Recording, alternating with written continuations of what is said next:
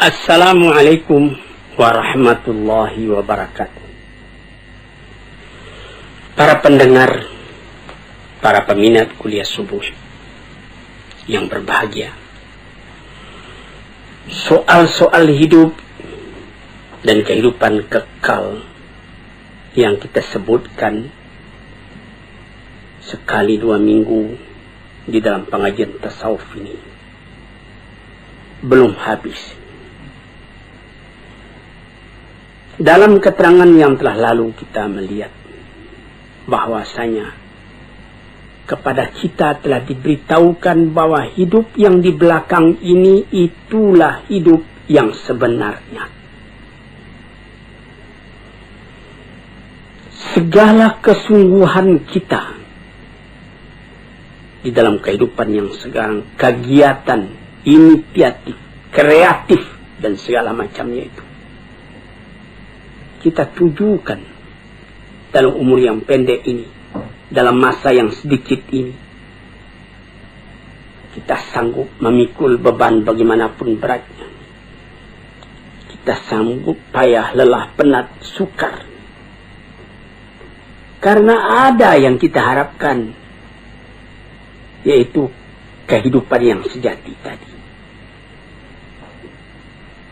Ilmu dan amalan, usaha dan kerja hanya alat untuk mencapai kebahagiaan hidup yang akan datang itu. Hidup dimulai apabila nafas sudah berhenti. Alangkah ganjilnya perkataan itu. Hidup dimulai apabila nafas sudah berhenti. Yang sebelum itu apa? Hidup itu hanya khayal.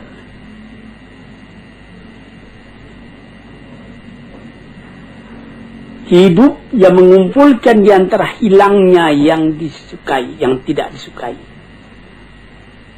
Hasilnya tercapai apa yang dicintai. Kesucian. Kita tidak pernah kehilangan yang dicintai itu. Ketentraman, kesenangan, kebahagiaan. Itu yang dituju. Hasilnya ilmu dengan kehidupan yang demikian, tidak ada kabar yang lain yang kita terima melainkan kabar dari Tuhan. Yang disampaikan dari tangan pertama dari orang yang paling sempurna akhlaknya, paling luas ilmunya, paling benar katanya, yaitu Nabi SAW dan nabi-nabi yang dahulu dari dia. Sejak dari Nabi Adam, Idris, Nuh, Ibrahim, Ismail, Ishak, Yakub, sampai kepada Yusuf, sampai kepada Musa, sampai kepada Isa, sampai kepada Daud dan Sulaiman dan lain-lain. Nadanya sama. Mengatakan hidup yang sekarang ini baru khayal, hidup yang sejati nanti.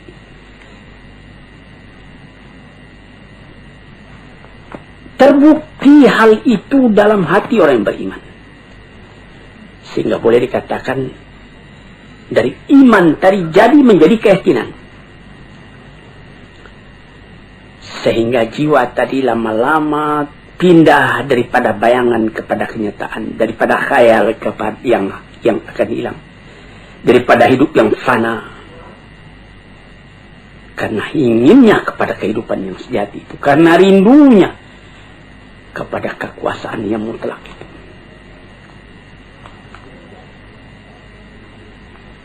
Kerinduan itulah yang menimbulkan nilai kepada hidup yang sekarang. Karena pada hidup yang sekarang ditentukan kebanggaan hidup yang akan datang itu.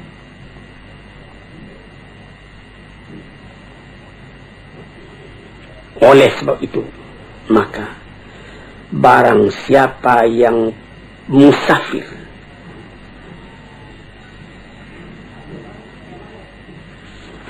menuju kepada kehidupan yang bahagia itu, dia tidak merasakan lagi bagaimana pahitnya jalan yang ditempuh.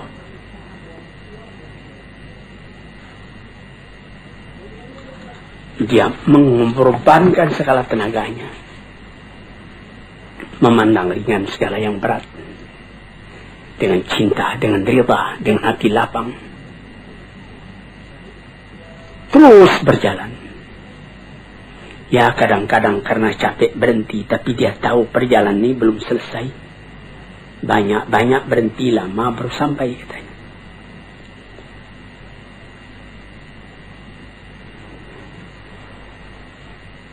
Tuan-tuannya yang terhormat,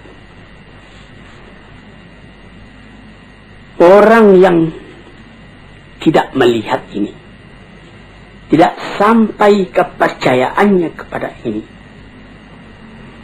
adalah orang yang tidak mempunyai ketenangan di dalam kehidupan. Dia lekas putus asa. Ada orang-orang filsafat yang mengatakan hidup ini, katanya, ialah meminta kepuasan.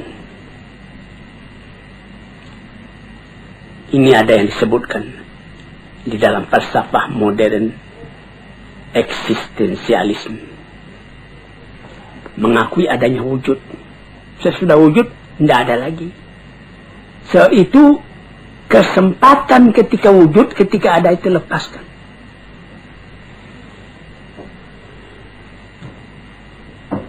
Karena apabila kita telah mati, katanya, sama saja. Seorang filosof yang tinggi, seorang ulama yang besar, seorang perampok, seorang pergayul, seorang yang tidak apa-apa, apabila telah kembali ke tanah, jadi tanah. Dimakan ulat. Dia ambil alasan ketika Iskandar Makedoni berjalan-jalan ke satu kuburan. Di sana bertemu dia dengan filosof Diogenes. Lalu dia menanyakan, di situ ada kuburan. Raja Iskandar Makedoni menanyakan, Tuan, mengapa Tuan di sini? Dia bilang, saya sedang menggali-gali kubur. Saya hendak melihat adakah perbedaan di antara tulang ayah Tuan dengan tulang orang-orang lain yang berkubur di sini. Rupanya tidak ada perbedaan. Karena katanya kata filsafat, orang enak membaca. Jadi orang-orang filosof yang begitu, dia percaya kalau sesudah mati tidak ada perbedaan lagi. Tulang sama-sama putih, tanah sama-sama hancur, sama-sama dimakan ulat, habis perkara. Sampai disyairkan oleh ahli-ahli syair, innamal aisyu fi bahimiyatil ladzah wa ma yaqulul falsafi. Hidup itu ialah menurutkan kepuasan, ladzah, kepuasan. Segala yang ada ini, katanya, yang penting puas. Puas makan, puas minum, puas bersanggama dan lain-lain sebagainya. Piala dari kematian menyamakan antara orang pandai dengan orang bodoh.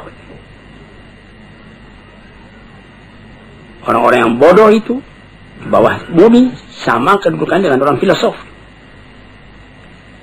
Kalau engkau masih ragu, coba tanyai bumi itu. Apa perkataannya? Perkataan begini adalah timbul dari orang yang mu'anid, yang menentang agama, menentang akal. Perasaan yang seperti ini dari akal juga, tapi akal yang dipenuhi oleh nafsu, bukan akal yang kembali kepada kemurniannya, kepada fitrahnya. Akal yang jauh daripada iman dan hikmah. Cobalah, hai Malang, apakah oleh karena maut itu menyamakan yang salih dengan yang talih, yang alim dengan yang jahil? Oleh karena itu, maka dikatakan bahwa kita sama sekali. Orang di dalam perjalanan sampai ke tempat perantauan yang terakhir. Di mana kesenangan orang itu? Apakah duduk di atas singgasana mahligai dengan keistirahatan, atau duduk dalam kecelakaan, kesengsaraan? Apakah memang berhenti saja segala sesuatu apabila maut telah datang?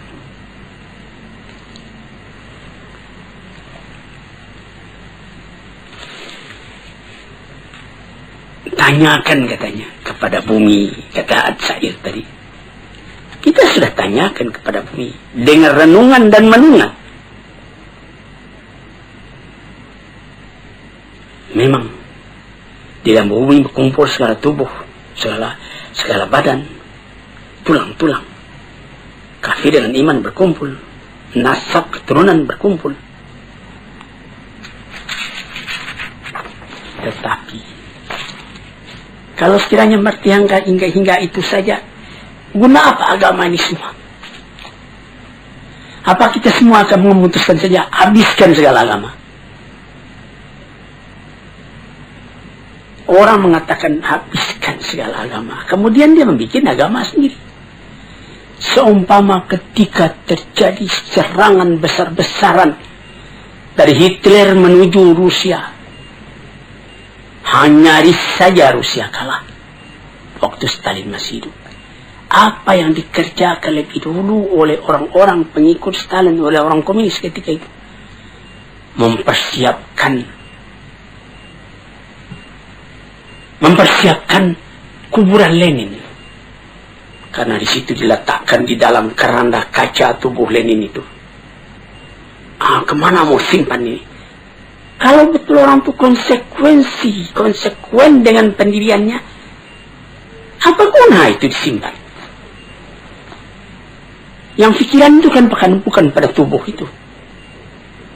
Niki kita melihat bagaimana bahwa manusia itu bagaimanapun radikal, ateis dan segala macamnya rasional, tapi ada masanya rasionalnya itu berhenti. Ada masanya perasaan mendorong kepada segala hal, sehingga disimpanlah mayat Lenin itu, dipelihara baik-baik. Sesudah aman baru dikembalikan ke tempatnya yang asli. Datang orang berziarah bersama-sama kepadanya. Padahal kalau ditanya kepada mereka, mereka akan mengatakan sesudah mati itu sudah sama saja antara Lenin dengan pergajul, dengan perampok, dan lain-lain sebagainya.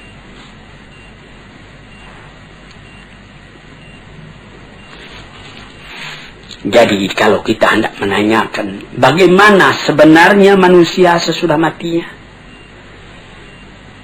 kita kemana bertanya? Orang yang beragama sudah jelas menjawab kepada Tuhan, kepada Rasul-Rasul, kepada Musa, kepada Isa, kepada Yusuf, kepada Daud, kepada Sulaiman, kepada Muhammad, kepada Nuh, kepada Ibrahim. Akan sepakatkah semuanya itu nabi-nabi itu menegakkan bohong dalam alam ini? Kita tanyakan juga kepada orang-orang yang mengalami rasa kejiwaan yang mendalam, menjadi khalifatullah di muka bumi. Dan tanyakan juga kepada Quran.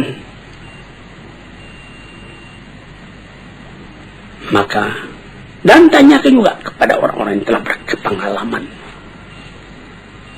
Tanyai ilmu, tanyai iman. Sama sekali itu adalah saksi yang dapat diterima. Tanyai akal, tanyai fitrah murni. Dalam Al-Quran dikatakan, Am hasibal ladhina jatarahus sayyiati an naj'alahum kalladhina amanu wa amilus salihati sawa'an mahyahum wa mamatum sa'a ma yahkumun. Apakah menyangka orang-orang yang telah berbuat jahat dalam alam ini akan disamakan saja kedudukan mereka dengan orang yang beriman dan amal salih? Sama hidupnya dan sama matinya. Itulah satu perhitungan yang salah.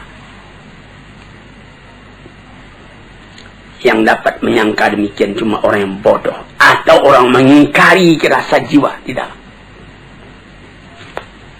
Sebab itu, maka seorang ahli fikir Eropa, Oswald Spengler, mengatakan orang yang bersorak, mengatakan dia tidak percaya akan adanya hari kemudian itu, bersorak karena dia melawan kepada rasa dari hatinya sendiri. Maka memandang kepada soal itu terbagi dua. Ada orang yang memandang kepada ilal asya, kepada sesuatu. Dan ada orang yang memandang pada sesuatu, antara kepada dengan pada lain. Ada orang yang memandang kepada sesuatu, ada orang yang memandang pada sesuatu.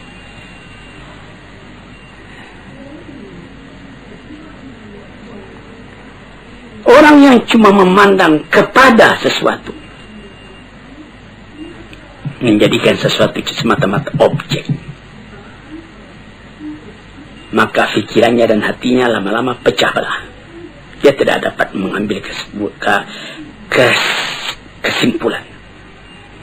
Pandangannya cuma dengan panca indera, tidak akan memberikan faidah kepadanya. Li'annahu lima faqad al-ikhtiyar awalan fa innahu faqad al-ikhtiyar thaniyan.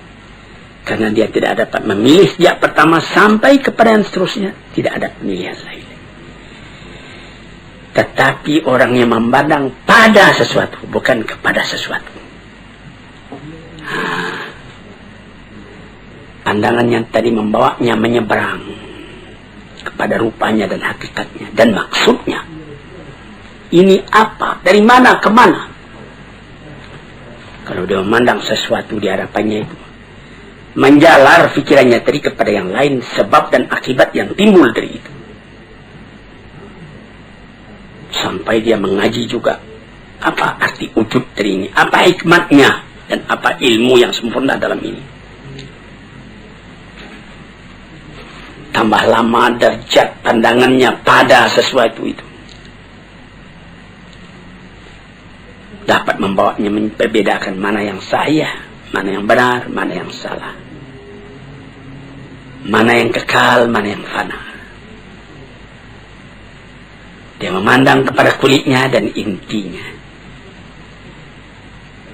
Misalnya, kita ambil permisalan orang yang memandang kepada sesuatu dengan pada sesuatu.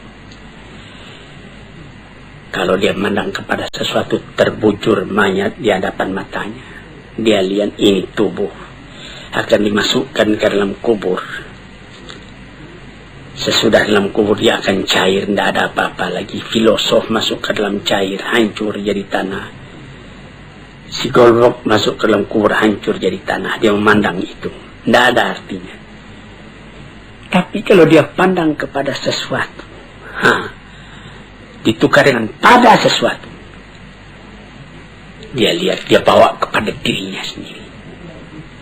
Bercerai nyawa dengan badan. Apakah arti perpisahan itu? Apakah yang dikatakan oleh Suhrawardi, filosof dan ahli tasawuf yang besar? Dia mengatakan, badanku ini mengurung keadaan hakikatku yang sebenarnya. Aku terikat dalamnya. Tapi apabila aku mati, artinya perceraian antara hakikatku yang hidup dengan badanku yang akan jadi tanah. Aku tidak mengenal mati. Aku melihat lagi kehidupan yang terus, yang disebutkan oleh Jalaluddin Rumi di dalam pengajian tasawufnya, sampai mencapai tingkat yang paling tinggi. Dan kemudian diluaskan lagi oleh Iqbal, bahwa apabila beliau manusia itu mati, dia akan mencapai tingkat kesempurnaan yang paling tinggi. Sebagai penghambat keraguan kita, kebenaran hal itu, kita mesti berani mengatakan Muhammad, na'udzubillah, Muhammad bohong, Ibrahim bohong, Ishak bohong, Ismail bohong, Isa bohong, semua nabi-nabi yang mengatakan hal itu kita bohongkan. Na'udzubillah. Disinilah saudara-saudara yang terhormat, pentingnya pengajian. Kalau kita telah tahu bahwa dunia ini adalah jalan, jembatan untuk menuju penyeberangan yang luas, yang kekal, tentu kita akan menyediakan bakalan untuk itu. dia tidak akan kekal di sini. Dia akan meneruskan perjalanan kepada tempat yang lain, tempat yang kekal, tempat tinggal. Manusia dipanggil ke sana, dan dia mesti sampai ke sana dengan persiapan hidup yang sekarang ini, mengerjakan yang merintahkan Allah, menghentikan apa yang dilarang, yang disampaikan oleh nabi-nabi dengan isyarat, dengan bukti.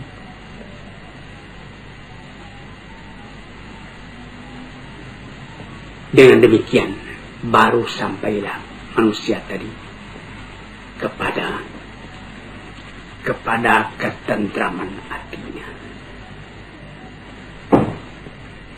Untuk itulah dia dijadikan, untuk itulah dia dipersiapkan perjalanannya menuju ke sana. Dia ke sana pasti.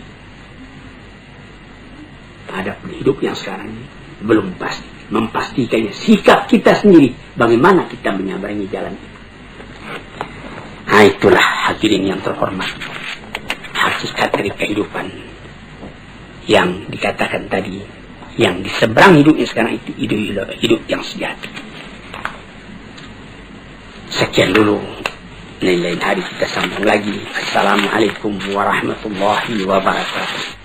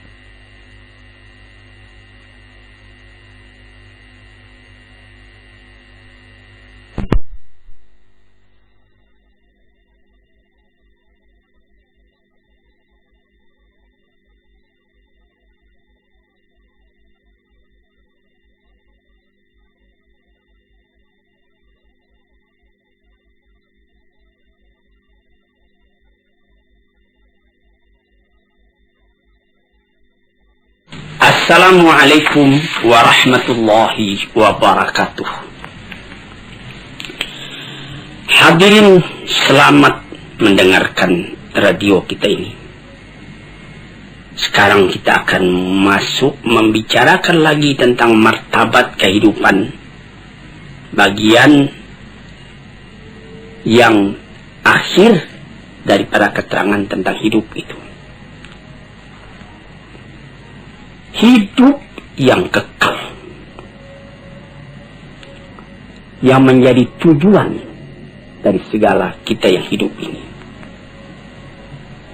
Hidup yang dikejar oleh tiap-tiap orang yang sadar akan arti hidup sendiri. Itu orang berlomba menempuhnya. Itu ialah hidup sesudah mati.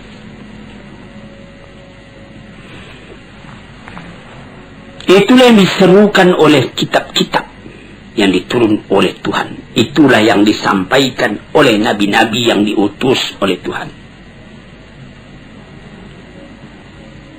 Wa ma hadhil hayatud dunya illa lahu wa la'ib. Kehidupan di dunia ini lain tidak cuma main-main, cuma sanda gurau. Wa inna daral akhirat lahiyal hayawan law kanu ya'lamun. Hidup di akhirat itulah hidup yang sejati kalau sekiranya kita fikirkan dan kita ketahui, direnungkan betul-betul. Hidup yang sekarang ini dibandingkan dengan kehidupan yang kemudian itu adalah seperti hidup sekarang ini seperti tidur saja. Sebagaimana telah kita katakan pada pengajian-pengajian kita yang telah dahulu. Hidup yang sejati, hidup yang akhir. Inna daral akhirat lahiyal hayawan. Hidup yang sejati, kalau kita pikirkan, itulah hidup akhirat. Dengan demikian kita dapat membuat supaya kehidupan yang sekarang ini menjadi kebun. Ad-dunya mazra'atul akhirah. Dunia ini adalah seperti perkebunan untuk mengambil hasilnya di akhirat. Mendorong kita supaya di dunia ini berbuat baik banyak-banyak. Jadi kehidupan dunia ini sudah menentukan kehidupan akhirat nanti. Kalau di sini yang baik yang kita kerjakan, lepas dari kehidupan ini kita menerima kebahagiaan, kesenangan. Nabi Muhammad sallallahu alaihi wasallam pernah memisalkan, apa kata beliau? Mat dunya fil akhirati illa kama yudkhilu ahadakum isbi'ahu fil yami falyanzur bima tarja. Kehidupan di dunia ini jika dibandingkan dengan kehidupan akhirat, kata beliau, hanyalah seperti seorang yang mencecahkan ujung telunjuknya ke dalam air, ke dalam laut. Kemudian dicabut kembali, basah. Basah yang sedikit di tangan itulah yang hidup di dunia ini. Berapa luas lautan lagi? Tidak dapat kita tentukan berapa dalam bertambah luasnya dibandingkan dengan yang air yang tinggal di ujung jari kita tadi. Ada dikatakan juga tanaffasatil akhirah. Hari akhirat itu menafaskan jiwanya. Jadi seperti kita satu di antara nafas itu yang sekian ribu kali kita nafaskan siang dan malam selama hidup kita. Satu kali kehidupan itu ada nafasnya. Seumpama itulah bilangan dunia ini dibandingkan dengan akhirat yang akan kita dapati. Berapa ribu kali sehari. Begitu. Yang sekali itu, itulah hidup. Hidup yang sekarang ini. Maka orang yang pandai memakaikannya, nafas yang sejenak itu dapat dipakainya dengan baik, dan dia beramal menurut itu, atau dia menukikkan dirinya masuk ke dalam air lautan sehingga basah ujung jarinya. Itulah bagaimana cara membasahi, bagaimana cara bernapas. Begitulah apabila kehidupan orang yang beriman, orang yang beramal salih di dunia ini merasa lapang, merasa bahagia, merasa tentram. Apa jadinya kalau sekiranya dia telah lepas daripada penjara dunia ini, bercerai nyawa dengan badan dia masuk ke alam barzakh? Apa perasaan pada waktu itu? Pada akhirnya kelihatan tubuh dimasukkan ke dalam bumi.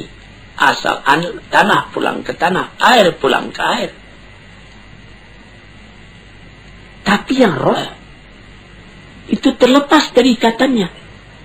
Seperti kata Suhrawardi, seorang sufi yang besar, seperti burung di dalam sangkar, dia berkicau, dia ingin keluar. Kemudian sangkar terbuka, burung pun terbang. Sangkar kosong, burung bernyanyi di tempat yang luas. Demikianlah roh apabila keluar dari badan. Setelah mendapat kelapangan di alam barzakh, bagaimana lagi kehadapan di Darun Naim, di negeri yang indah, di tempat permakaman yang tidak akan hilang. Apatagi dikatakan bahwa yang jadi inti kebahagiaan di dalam surga Jannatul Naim itu ialah melihat wajah Tuhan. Wujuhu yawma idzin nadirah. Muka pada waktu itu berseri-seri. Ila rabbiha nadirah. Karena pada hari itu kita dapat memandang Tuhan. Tidak ada kebahagiaan yang lebih tinggi daripada itu. Sehingga Pernah ditanyakan orang kepada Rabi'atul Adawiyah, bagaimana pandangan Tuhan tentang neraka, tentang surga? Pandangan saya cuma satu, memandang wajah Allah. Dimanapun aku ditempatkan, aku dapat memandang wajah Allah. Itu 1000 kali lebih daripada surga. Sesudah melihat wajah Tuhan, kebahagiaan pagi, kebahagiaan sore, mendengar seruan panggilan dari Tuhan. Kemudian timbullah tanya, ma sababu takhallufin an nafsi antara bihadil hayat allati la khatara laha. Mengapa maka mereka itu, manusia itu kebanyakan sungkan, takut menghadapi kehidupan yang sejati itu? Mengapa mereka melengah daripadanya? Mengapa maka kehidupan yang ini saja yang diingini orang, kehidupan dunia ini? Mendaki menurun, kepayahan, bertambah tua, rambut pun jadi putih, gigi pun jadi gugur. Padahal dia cuma seperti khayal, seperti bayangan saja. Apakah karena salah menggambarkannya di dalam hati, atau karena perasaan sendiri telah tumpul, atau karena tidak percaya kepada kehidupan itu, atau karena akal kita sendiri tidak beres, atau karena tertarik dengan barang yang ada di dunia ini yang mesti lepas dari kita, atau kita yang meninggalkan dia mati lebih dulu, atau dia yang meninggalkan kita. Ibarat berniaga, tidak saja beruntung, rugi pun ada. Dijawab, apa jawabnya? Ya, sama sekali itu sebabnya. Pertama, karena salah menggambarkan. Yang kedua, karena tidak mau percaya. Yang ketiga, akal sendiri tidak murni. Yang keempat, kita terpengaruh oleh barang yang dilihat, tidak tahu bahwa penggantinya lebih baik dari ini. Dan sebab yang paling utama menyebabkan kita tidak memilikikan hidup demikian itu ialah dha'ful iman, lemah iman. Iman ini yang mesti diperkuat, karena iman itulah yang jadi roh dari segala amalan. Iman itulah yang membangkitkan semangat kita buat bekerja, mengerjakannya lebih baik. Iman itulah yang mencegah kita mengerjakan yang buruk. Dengan kekuatan imanlah baru terasa wibawa dari pengaruh perintah Allah dan larangannya. Sehingga kita karena iman tadi tidak merasa payah buat mengerjakan yang baik.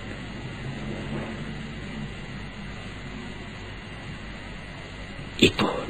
Maka apabila kuat iman, kuatlah kerinduan kepada hidup yang demikian itu. Dan sangatlah hati kita rasa didorong oleh iman buat beramal karena mengingat akan hari itu. Hadirin para pendengar yang terhormat, iman kepada kehidupan yang akhir itu bukan artinya kita menolak hidup. Bukan menyuruh kita cuma sembahyang saja dari pagi sampai sore, sampai petang, sampai malam, sehingga tidak tidur lagi. Bukan. Apabila kita bekerja, misalnya bekerja di kantor, bekerja di ladang, bekerja berniaga, pasangkala itu dengan iman, itu nanti menjadi amal juga buat persediaan kita menghadapi akhirat esok. Misalnya, orang menjadi pegawai negeri, dipasangnya diat dari hati. Saya menjadi pegawai ini supaya saya dapat menservis kepada masyarakat dengan baik, mencari harta yang halal untuk pembelanja rumah tangga saya, untuk menyekolahkan anak saya, biar sedikit asal amal saya itu amal yang salih. Jadi bekerja di kantor itu pun menjadi amal yang salih. Menjadi pangkal kebahagiaan pada hidup yang kekal nanti itu, hidup yang sejati itu. Kita mencari makan, berniaga di kota, di pasar. Itu pekerjaan duniawi, tapi pasanglah niat. Mengapa engkau mencari makan? Karena ada perintah Tuhan di dalam Al-Quran. Kulu min tayyibati ma razaqnakum, makanlah oleh kamu segala yang baik rezeki yang kami berikan kepada kamu. Dengan kata kulu ada perintah, makanlah. Maka segala usaha mencari makan tadi, karena berdasar kepada ayat itu, kita pun berusahalah mencari makan dengan niat yang begitu, sehingga dia menjadi amal kita yang kekal buat akhirat. Atau seperti menjadi saudagar. Apa kata Nabi? At-tajirus saduqu fi zumrati syuhada'i yaumal qiyamah. Orang saudagar yang jujur, tempatnya sama dengan tempat orang yang mati syahid di hari kiamat. Jujur. Ucapannya mudah betul. Tetapi dalam prakteknya, menegakkan kejujuran itu juga satu pengorbanan. Tetapi itu suatu alat untuk membahagiakan kita pada hari akhirat tadi.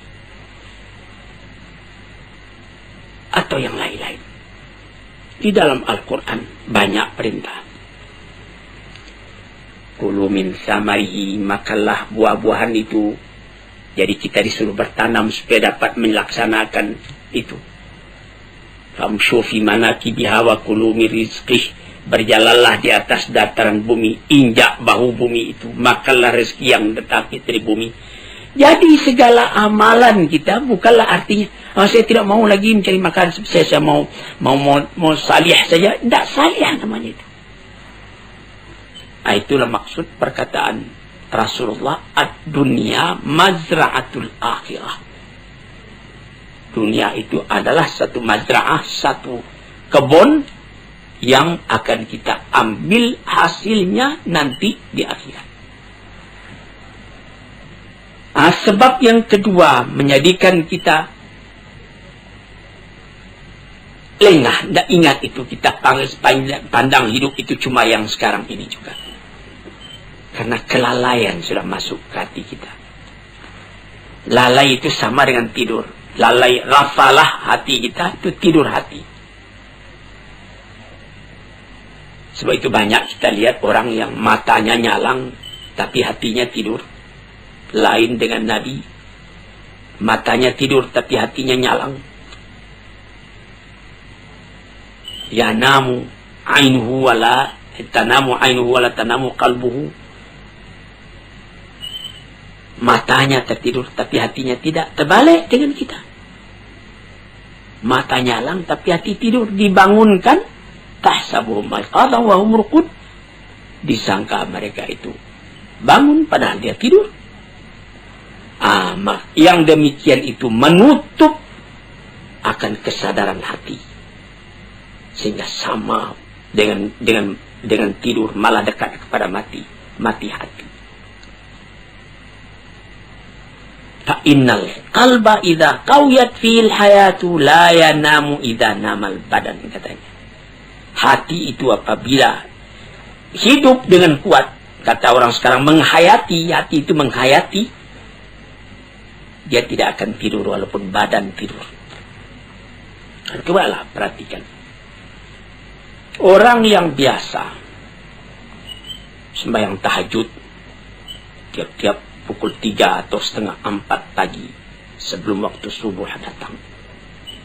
Walaupun dia baru tertidur matanya pukul 2, namun dia waktu dia biasa sembahyang itu, sembahyang tahajud tadi pukul setengah 4 ke pukul 3, dia sendirinya bangun. Walaupun dia sebentar cuma tidur. Karena sudah didesak oleh satu kesadaran batin. Sehingga lebih dulu bangun hatinya daripada matanya. Itu dapat kita perhatikan. Tapi kalau orang Yang memang hati itu yang tidur. Sampai kepada mata juga tidur. Kadang-kadang berlarut-larut saja, maghrib tidak, isya tidak. Sampai jangankan tahajud, sedangkan yang wajib pun lalai dia mengerjakan. Karena dia tidak ingat kehidupan yang sejati bukan di sini.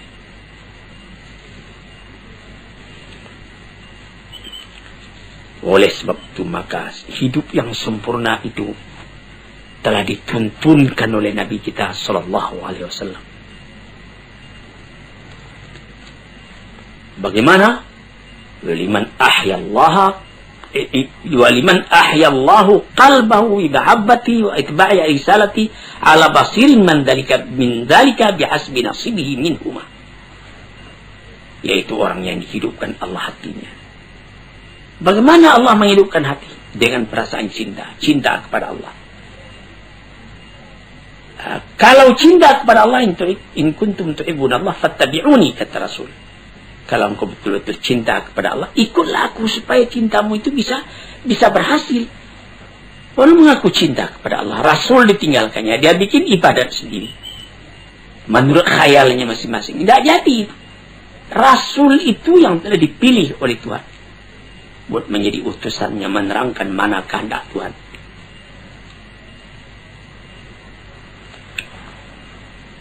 Maka kelalaian atau kesadaran, keduanya itu ada dalam panca indera kita, ada dalam akal dan hati kita. Kesadaran hati atau kelalaian hati sama juga dengan kesadaran badan atau kelalaian badan.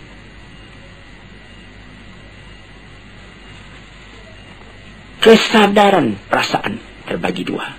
Kesadaran hati pun demikian juga. Kesadaran badan atau kesadaran perasaan itu menembuskan dalam jiwa tiap-tiap.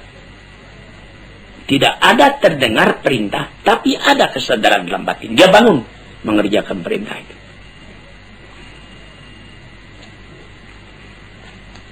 Sebab itu maka apa saja pekerjaan yang kita kerjakan haruslah ada kesadaran. Orang dalam kata-kata sekarang ini, kata modern sekarang ini, menghayati. Orang bisa ya bangun pagi, bayang, subuh, 2 rakaat, buka pintu, keluar, kamar mandi. Maka kamar mandi, buka pintu, sembahyang itu sudah rutin saja, tidak ada hayatannya lagi. Sehingga ada orang yang lupa, apakah saya sudah buka pintu tadi? Atau dia kunci pintu, tadinya dia sudah kunci karena sudah biasa begitu saja. Lalu dia nanti setelah masuk ke tempat tidur, dia pula, saya sudah kunci pintu tadi. Padahal tadi sudah.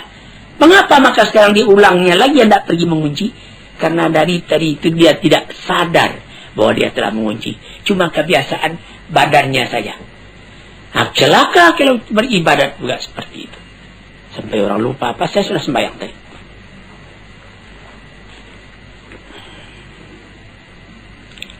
Hadirin yang terhormat, saya rasa untuk keterangan pada hari ini cukup sekian. Moga-moga Allah memberikan ketenangan dalam pikiran kita sehingga kita simpulkan kehidupan yang sejati itulah yang tujuan daripada perjalanan kita di dunia ini. Assalamualaikum warahmatullahi wabarakatuh.